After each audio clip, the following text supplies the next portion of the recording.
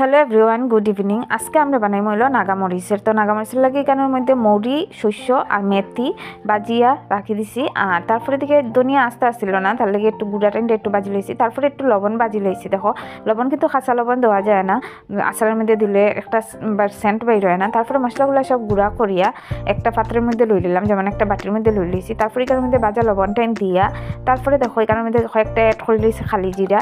তারপরে তেল কিন্তু গরম করিয়া মানে ফুটাইয়া তারপরে ঠান্ডা করিয়া তারপরে দিছি।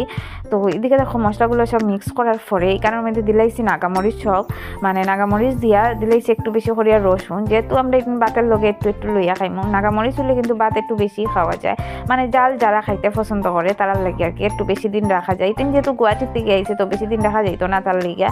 আর এদিকে দেখো এখানের মধ্যে হিং একটু গুঁড়া করিয়া দিলাইছি।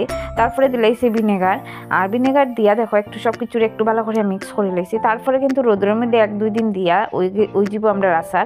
তো আচার খাইতে কিন্তু একটু বেশিই ভালো লাগে। আচার বলতে একটা নাগামরিচ উঠাইলাম বা একটু তেল দিলাম, তো এই কারণে মধ্যে তেল একটু কম হয়ে গেছে, যার লাগিয়ে লাস্টে আর একটু তেল গরম করিয়ে তারপরে দিকে অ্যাড করছি।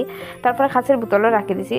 তো কিন্তু খাঁচের বোতলে রাখলে খুব ভালো হয়। তো কীরকম লাগলো আজকের ভিডিও অবশ্যই জানাইও কমেন্ট করিয়া, আর ভালো লাগলে একটা লাইক কমেন্ট শেয়ার করিও। Tata, bye bye.